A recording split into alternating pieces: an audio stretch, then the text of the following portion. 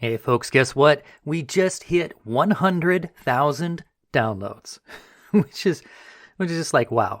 So today we're going to do something a little special to celebrate. Thank you to all you hardcore listeners out there. This one's for you. Okay, so confession time. When I first started this podcast, I was terrified.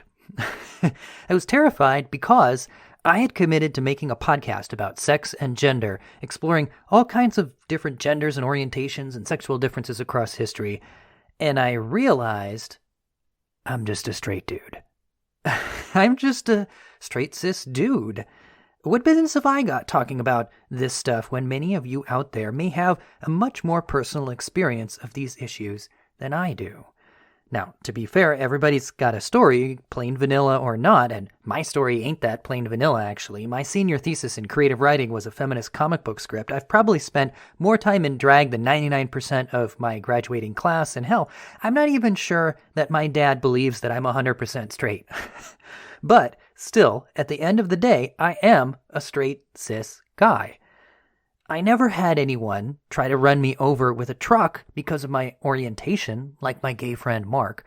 I never had to struggle with the budding knowledge that my true gender was not what everybody assumed because of how my body appeared on the outside, like my trans friend Britt. I never had to ask myself, how do I raise a daughter who says she's a tomboy, like author Lisa Selin Davis, who we had on this show? I never had to deal with any of these things, so what business do I have talking about the history of sex and gender? But no one else was doing it. I couldn't find, and I still can't find, another podcast that focuses specifically on sex and gender across history and across cultures and brings it all together in a way that makes sense. No other podcast spans the sex and gender gamut in a way that cuts across audiences so that straight cis folks learn about queer stuff and queer folks learn about straight cis stuff. And no one else airs episodes on this topic from guest podcasters to knit those audiences together and amplify each other's voices. No one else was doing it. And so I thought, well, maybe that could be me. But I held off saying too much about myself and my background because, well, I wanted to prove that I could do it first. I wanted to prove to the listener, but more importantly, I wanted to prove it to myself that I could talk about this stuff with a reasonable degree of nuance and sensitivity, even though I enjoy pretty much every kind of privilege that there is. Well, I think by this point, I have proven that. I mean, 100,000 downloads it's a milestone that I never thought that we would achieve. And it says something. And so today, as a special episode, maybe it's time to pull back the curtain a bit. This one's going to be a little more personal. This is for you, the listeners out there, new listeners, as well as those who have stuck with me over the last 55 episodes. Many of you are patrons who I've drawn portraits for, so I know your faces. I've communicated with you. And, some of you even followed me over from my other show, Dead Ideas, and I'm grateful to you for that. So today, I'm going to share my story. How do I fit in to this sex and gender landscape that we've been talking about on this show? How do I, as a straight cis dude, perform my masculinity in a way that's not toxic, or, to the best of my ability, not toxic? That's what we're talking about in today's episode. I'm BT Newberg, this is the history of sex, and this is my sex and gender.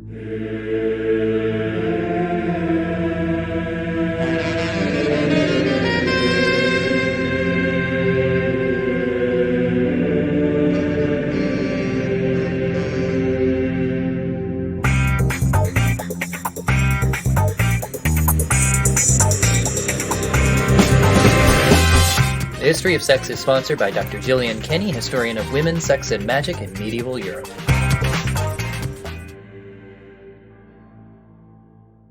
I'd like to thank our new patron, Shelley Botts, for making this episode possible.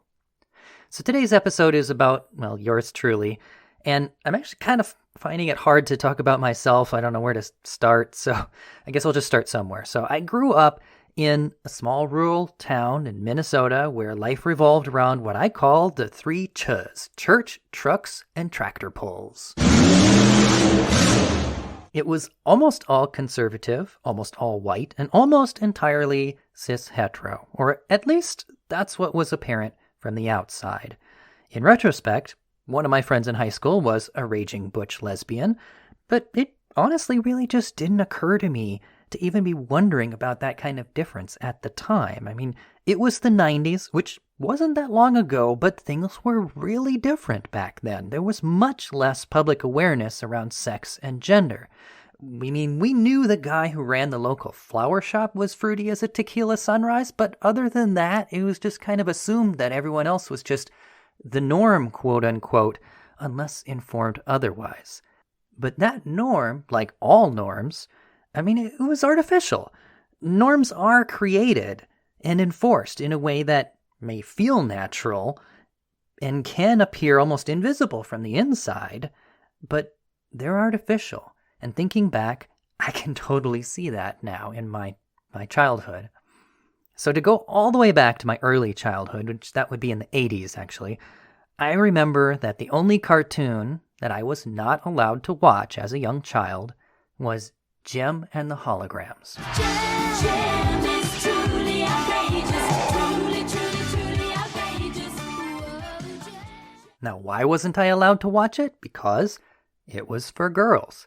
So for those who don't know, Jem is about an all-girl pop band, and I was forbidden to watch it. But I liked the colors. I liked the face paint. And so I watched it anyway, in secret. And that kind of forms the template for the whole rest of my story. And for many people's stories, I suspect. Always kind of intrigued by the grass on the other side, but solidly whacked back into traditional cis-heteronormativity. As a small child, I also remember that my mom used to like to watch Flashdance. take your hand down and make it happen. Or maybe some TV knockoff adaptation of it whose name doesn't survive the wreckage of my memory. But anyway, I was kind of intrigued by it too. But when I would come in and sit down, she would turn it off or change the channel because that wasn't for me. Norms are artificial. We create them through hundreds, if not thousands, of little interactions just like these. Kids aren't born with an innate sense of how to perform their sex or their gender. They pick it up through all these subtle, or sometimes not so subtle, cues, just like these. I remember in first grade, which for my international listeners, that's primary school. It was 6 years old about. I remember I was in first grade and the teacher asked everyone to say their favorite color. Innocent question, right? But even at that age, I thought, that's a really weird question. It's a weird question because how can one color be better than another? You can have a lighter pink or a deeper green, but how can you compare them one to another? Not on the same scale. It didn't make any sense to me. But when it came to be my turn, I just said blue. Why did I say blue? Because that was my dad's favorite color, and I was a boy. That's how gender happens. Even something so innocuous as a favorite color can be gendered and can reinforce who you're supposed to emulate and what you are supposed to be. And then by the time you grow up, you've forgotten about how weird it was the first time you encountered these things, and it all just feels natural from the dawn of time. But it's not. It's fake. It's all just a big Truman show, getting us to conform and to perform our assigned sex and gender roles. All right, so back to my story. Fast forward now to high school. So we're in the 90s again now. I'm a teen, and like many teens, I get the urge to, be a little edgy, and so I start to grow my hair out. I wanted to have hair like Gavin Rossdale from Bush. And I even got it permed once too to try to mimic Gavin's curls. It didn't work. It looked horrible. I do not recommend it. My hair it was more naturally straight. So I just let it do its own thing after that. And I kind of end up looking more like Kurt Cobain actually. So I kept it about shoulder length, not that crazy, but I liked it. But my dad says to me once, he says, earlier I saw you walking outside from behind and I didn't recognize you right away. And you know what I thought? I thought you were a girl. And he said it just like that. He said it with that tone that suggested that he expected me to be like mortified or something to hear this, that he thought I was a girl. But what I actually felt inside was this rush of pride. Now, why pride? Why would I feel pride? Because I just felt like that was what someone in the modern world was supposed to be doing. You should be mixing it up a little. You should be breaking down stereotypes. You should be secure enough in your masculinity to risk a little. And it's not like I was gender bending or something. I mean, I looked like Kurt Cobain, for crying out loud. I looked like a rock icon, a male rock icon. And that pretty much encapsulates my approach to masculinity. All the same masculine virtues, but turned to modern ends. Western masculinity has long been about courage, defense of others, and being a provider. Well, why can't that be courage to stand up against chauvinism and homophobia? Why can't that be, defense of women's rights or trans rights? Why can't that be being a provider of not just material security, but emotional security, emotional support for all who depend on you, regardless of their difference from you? To me, being a man means being tough enough to change and to put others' interests before your own. In other words, my masculinity is all the same traditional virtues, but attuned to the needs of the day, or at least the best that I can do. And that's where I actually differ quite a bit from a lot of other things out there that are recommending, how men should be. You Google, how do you avoid toxic masculinity? And there's all this advice, and it's usually stuff like, well, men should be vulnerable, and they should be not afraid to cry. And I do actually agree with that advice. I think that's very healthy for both women and men. But I totally and completely disagree with the messaging strategy of it. I think that those, in our culture, are female-coded virtues. And when you focus on female-coded virtues like that, you're just never going to reach the guy you actually need to reach. You're never going to reach someone who's not already on board with those female-coded virtues. You're just preaching to the choir.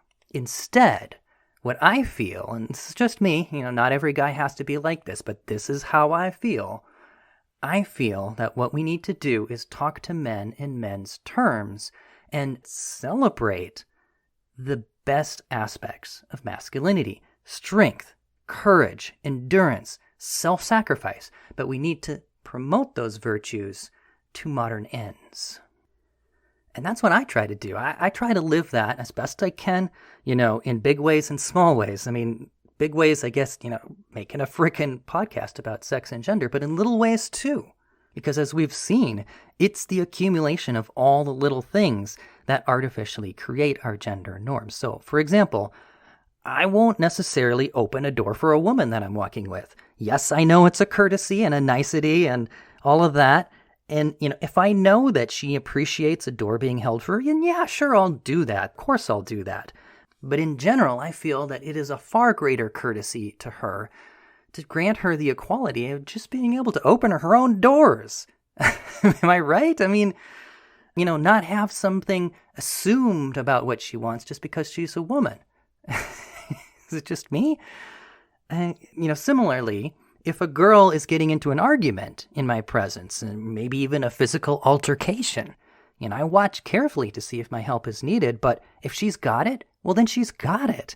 She doesn't need somebody to step in and defend if she's got it. Be ready to be the defender, but don't assume. That's how I try to play a situation like that. And another thing is, I don't have to be the driver in a car, necessarily. In the case of my wife and I, it so happens that she's a much better driver than I am. She just is.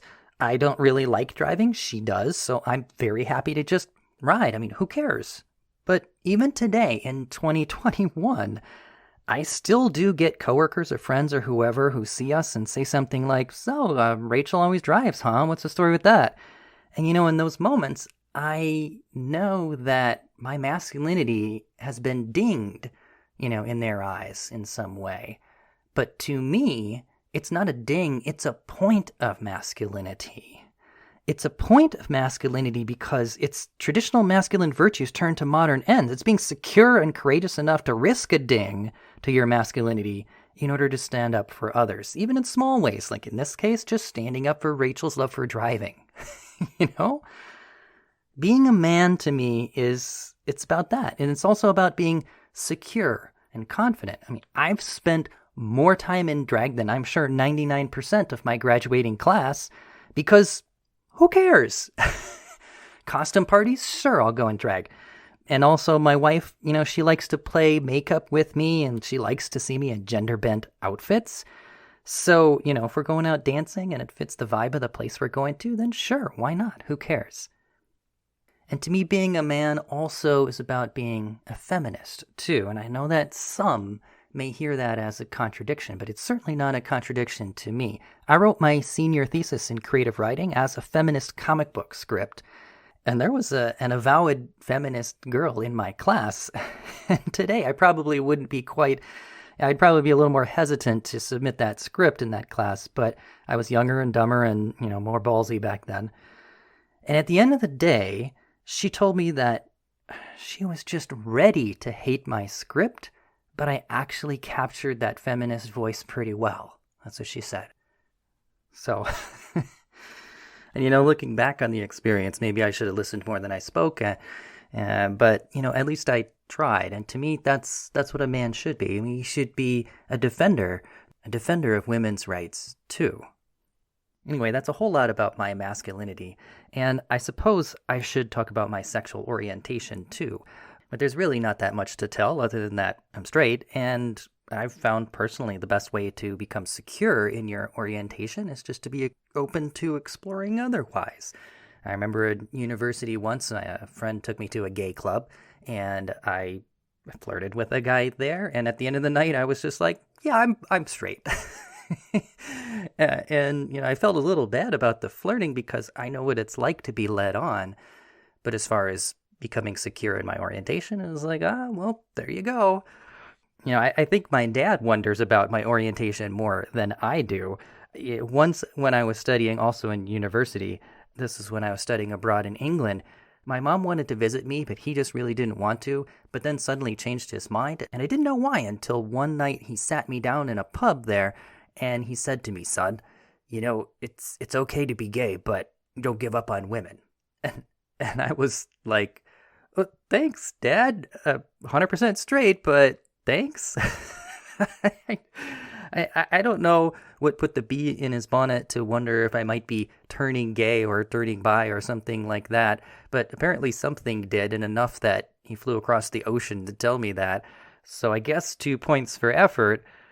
I think I'm just a different kind of guy, and he doesn't know what to deal with me. And also, he's just from a different generation. And every generation faces different challenges that are just frankly hard to deal with. For me, the real challenge is more around like trans and cis issues.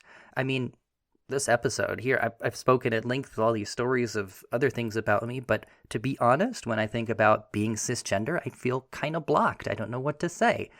That's a challenge for me. I mean, I'm assigned male and entirely comfortable with that, but it's hard for me to interrogate my cisgenderness in any nuance.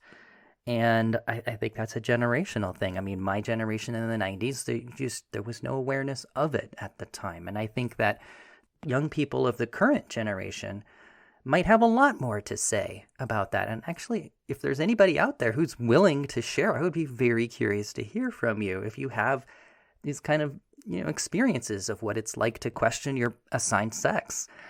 So if you do, drop me a line. Honestly, I'd love to hear about it. So anyway, to sum all of this up, what's my sex and gender? Well, straight cis male, plain vanilla, but not that plain vanilla. And I don't know. I just try to live that out in a way that's non-toxic and fit for the modern era.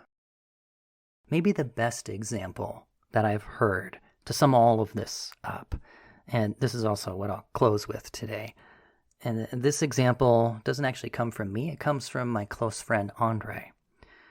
He told me once that there was, some point in his life where he decided that he wanted to dye his hair some wild colors, like red, blue, magenta, that kind of thing. He just liked the colors, but, looking back, it probably looked like a rainbow. And he was walking in the street one day, and somebody yelled, "Gay!" And you know what he thought to himself? He thought, okay, now it's on. From now on, it's rainbow from here on out. Why? Because middle finger to that, right? Middle finger to those old-fashioned, traditional, toxic, homophobic values. That's not the masculinity that we need for today. It's just not. What is the masculinity that we do need for today? It's that. It's standing up for what's right. It's giving that middle finger to the ways that are just not right anymore. That's masculinity done right. That's good role modeling. That's allyship. That's security. That's courage. Traditional masculine virtues turn to non-traditional ends. I love it. That's him and that's me too. So that's me in a nutshell, folks. That's my masculinity. That's my sex and gender. Not everyone's like me. Not everyone has to be, but that's me. And like I said at the beginning, straight cis dude, plain vanilla, but not that plain vanilla. When I started this podcast, I was terrified because I felt that I had no cred to be talking about this stuff. And there was actually a significant amount of, imposter syndrome. But everyone has a story, plain vanilla or not. And doing this podcast has actually made me more secure in my masculinity. Yes, I'm a straight cis man, and every month I amplify the voices and the stories of women, of gays, of lesbians, of trans people, of bisexuals, of cross-dressers, of non-binary folk, and men too. And I try to do my part, in what little ways I can, to be a man for the modern era. So there you go. That's me. That's my story. And now you know. And thinking back, geez, it's a good thing that my parents didn't let me watch Gem and the Holograms, right? Because just think how I might have turned out. The music's contagious. Gem is my name. No one else is the same. Gem is my name. Hey, thanks for listening, everybody. So that's me. What about you? What's your take on sex and gender? I'd love to hear from you. I've done the vulnerable thing and shared my story. What about your story? I'd actually love to hear what you have to say. You can find me on social media on Facebook, Twitter, or Instagram. I'm at History of Sex Pod. Drop me a line. I'd love to hear from you. Folks, if you like what we're doing on this show, you can support us by subscribing, rating, and reviewing on Apple Podcasts or your favorite podcatcher.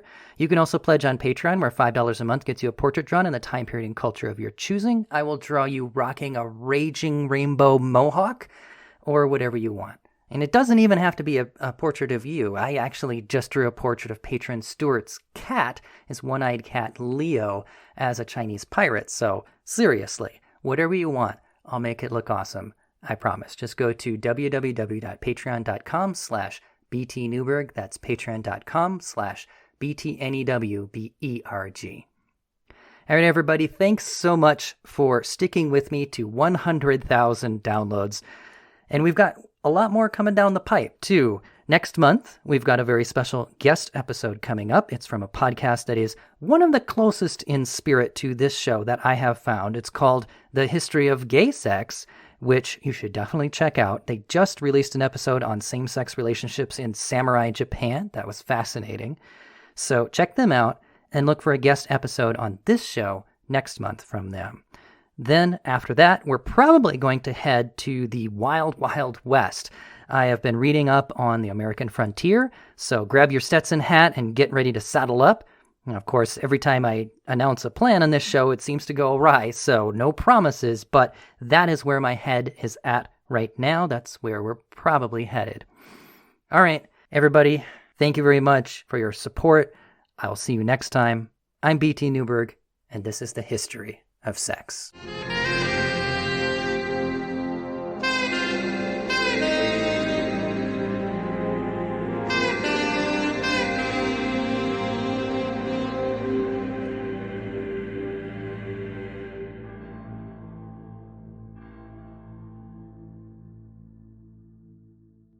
Podcast theme music mixed from tracks by Kevin MacLeod. For additional credits, references, photos, and more, see our website at www.historyofsexpod.com.